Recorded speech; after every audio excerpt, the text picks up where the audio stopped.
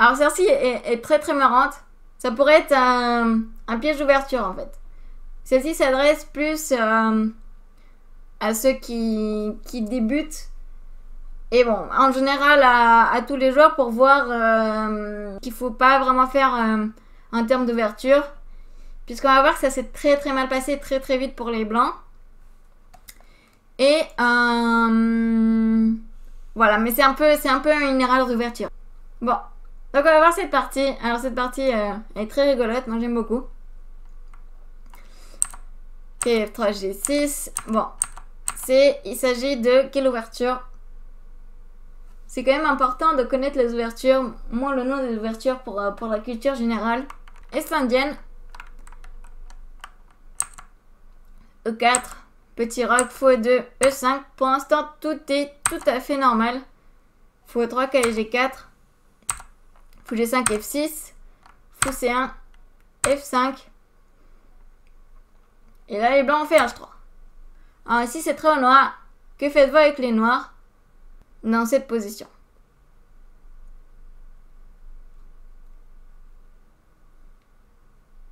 Je vous donne un indice, c'est une erreur d'ouverture. Car il y a cavalier prend F2. Alors si jamais vous jouez l'Est indienne avec les noirs, je pense que c'est très utile. D'ailleurs avec les blancs aussi, si vous jouez cette variante avec fou E3 au 7e coup, c'est très utile de connaître ça. Puisque le choix ici n'est pas bon à cause de cavalier prend F2. Roi prend F2. Maintenant on fait quoi? Et F prend E4. Bon ça c'est normal. Cavalier prend E4. Maintenant on fait quoi? Dame H4. C'est normal. Roi E3. Et là.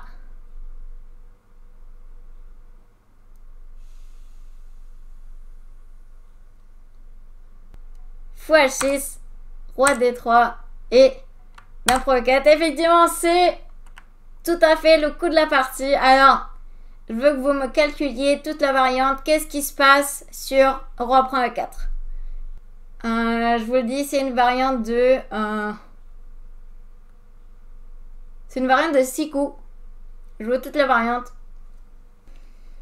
Il faut vraiment être très très rapide ici avec les noirs. Je répète la variante. Roi prend fou F5. Roi D5. C6. Roi prend. Tour F6. Roi C7. Effectivement, U8. U888. C'est tour F7. Parce que cavalier A6, il y aurait roi prend B7. Donc c'est tour F7 effectivement.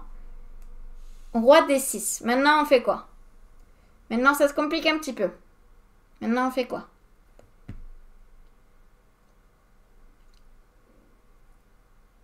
Ah, c'est pas facile, hein, c'est pas facile. C'est un exercice de calcul assez costaud, je dois vous le dire. C'est pas facile.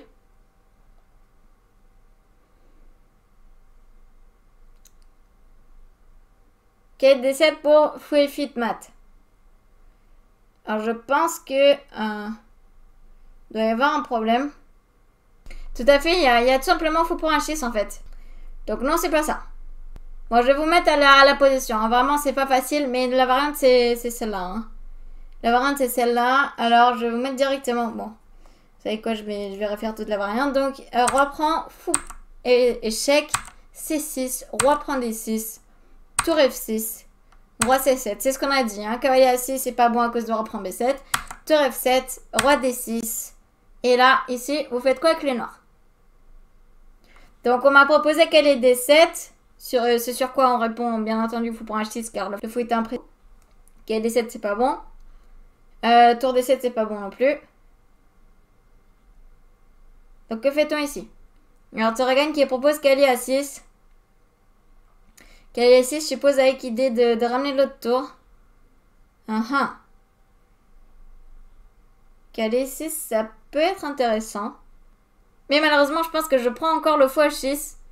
Et je me barre vers E5 F4. Je pense que c'est ça le problème encore.